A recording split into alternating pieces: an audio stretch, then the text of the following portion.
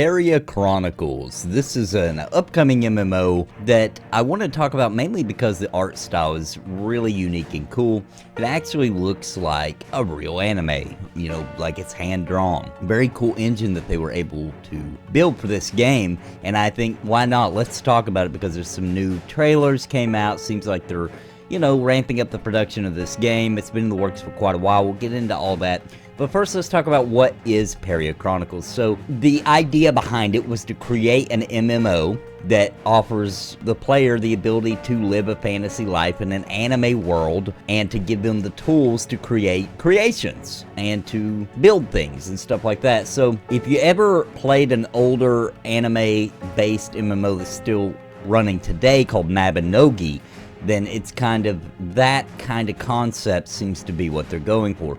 So Peria Chronicles is a social gameplay, but with a bunch of sandbox features type MMORPG. So they want to give players the tools to be able to craft maps and towns, quests, and even cutscenes, so they can be added to the game and enjoyed by the whole community. So this is one of those games where it looks like they're going to try, and once again, it's not like the first time we've heard of this, but think EverQuest Next, but a little bit more simplified is the way that my brain is grasping it. So first of all, cel-shaded graphics, as you can see, beautiful graphics, you know, makes you feel like you're playing an anime. So if you love the anime type art style, this looks very interesting. And also we have, you know, this user generated content. That's a big deal for this game. That's kind of its, well, it has a couple of quirks, but that's one of its main ones, is that you can, you know, create the world, you know, like I said, building things and writing your own quests and stories and even making cutscenes to go along with that. How complicated that system will be, we'll see.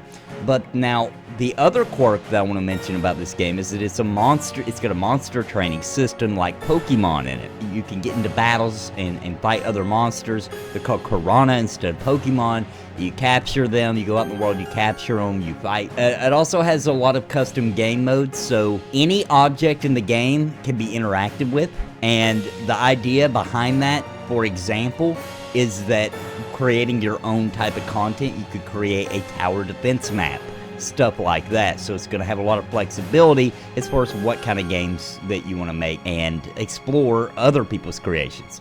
So also, of course, it's going to have a really deep character customization. It's going to be on par with most modern MMOs, you know, where you can adjust a lot of things and really have a lot of options with that. The UI in the game, they're saying, is fully customizable, but that you'll have to collect UI props from the mobs in order to customize it.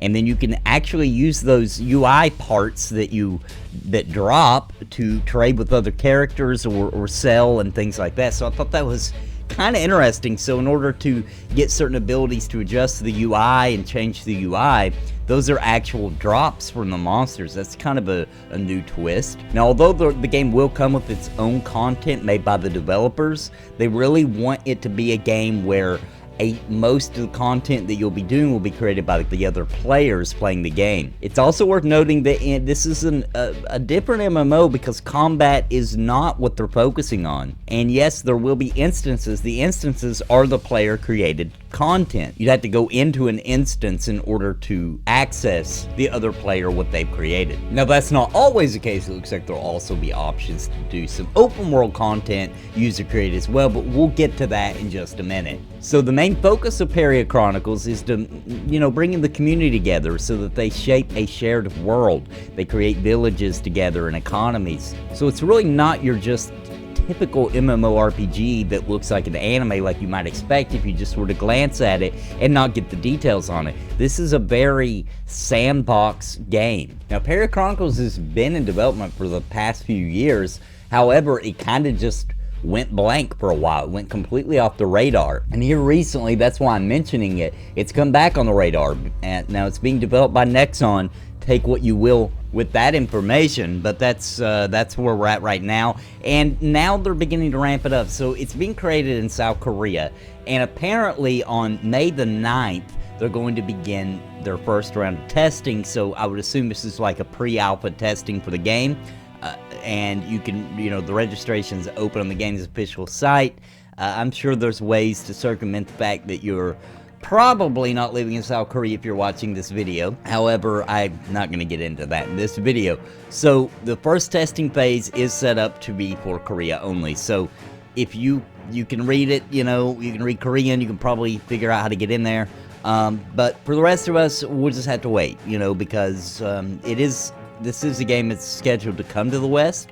No time frame on it, but when it does, I'll definitely update everybody and let you know if you want to sign up for the testing for Peria Chronicles. Now, another thing interesting about this game that I want to mention is that as far as Endgame for Peria Chronicles, they are saying, so far at least, that they're not really designing an end game. The end game will be making your own content or playing other people's content, such as Siege Warfare and that kind of thing. And because it's a sandbox type MMO, they typically don't have an end game. The end game is the sandbox world. You run around, you explore, you do more of a role-playing type gameplay, something similar to Ultima Online.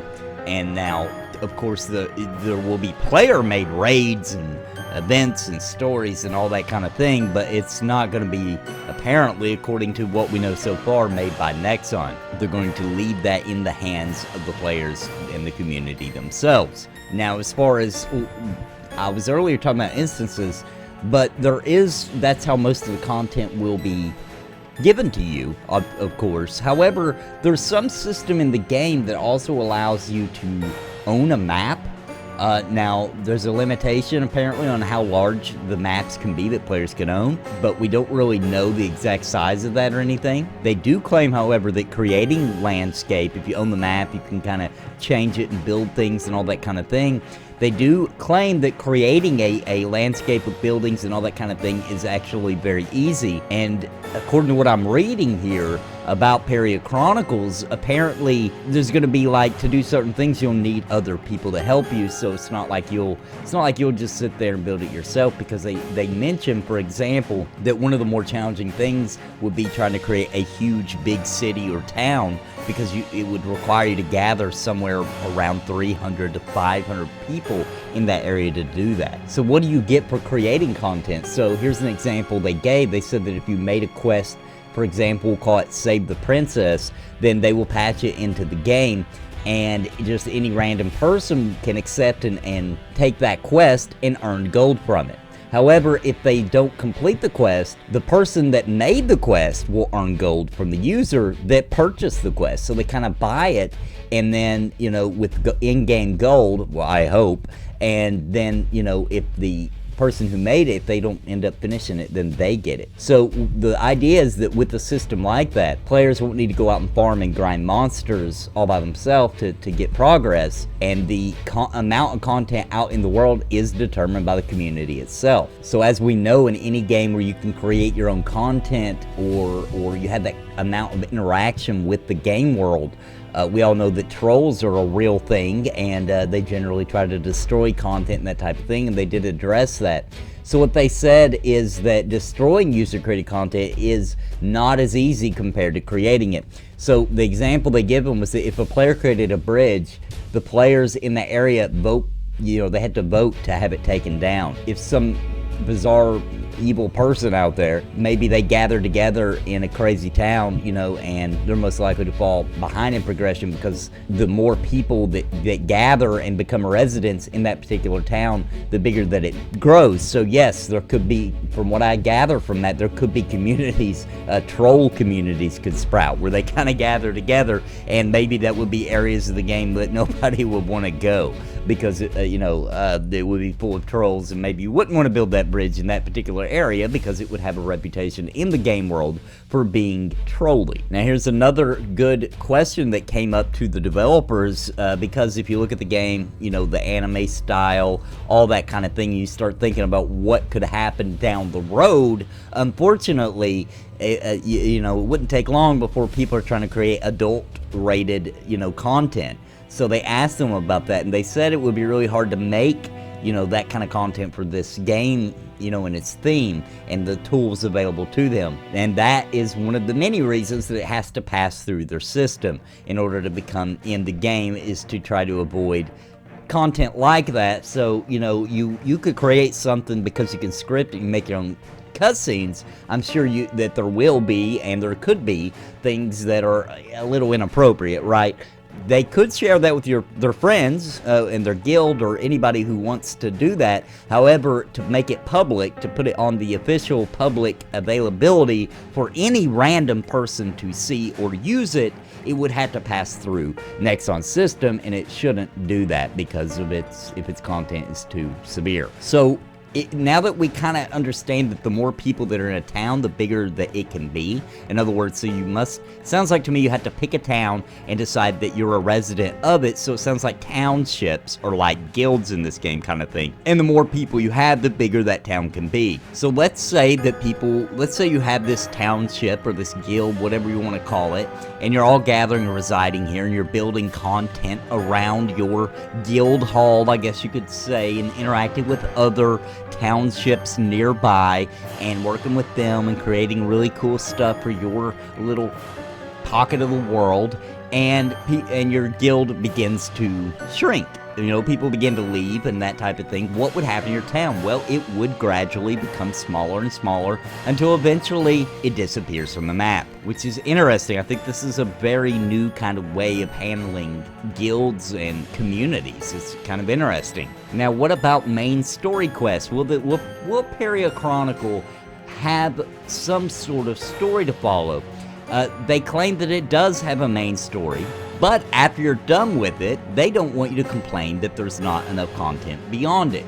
So although they do have a main story, the focus is more on the user-created content to keep the community busy and people making their own stories and you can even make your own emotes, you make your own dance motions, crafted items, recipes, pretty much anything for the game. So this endless amount of community interaction is hopefully what they're trying to do, is create a perfect sandbox experience for the player. And that's pretty much what this game is in a nutshell. It's what it's all about. So just giving like I said at the beginning, giving the tools to the players so they can make their own user-created dungeons, they can make maps, it can even make a MOBA map, anything like that, and really just leaving it up to the players to create their own events and things like that. So what do you get out of creating things? What does the creator get, the person who makes it? We know that they can get some gold for people, that purchase it and aren't able to complete it. So we know you can earn in-game gold. At least we're hoping it's in-game gold.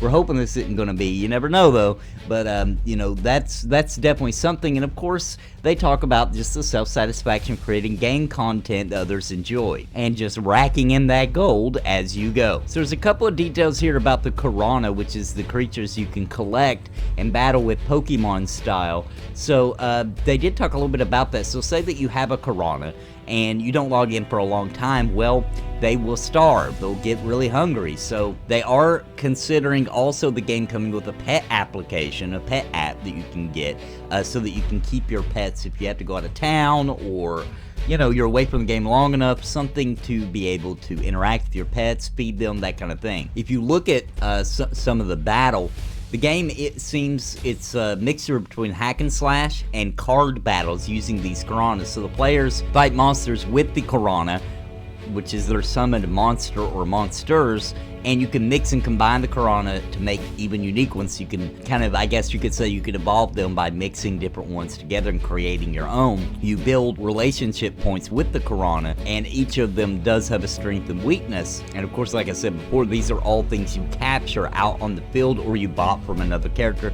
So you could go out in the world and you could collect these and sell them to other people. That could be what you do in the game.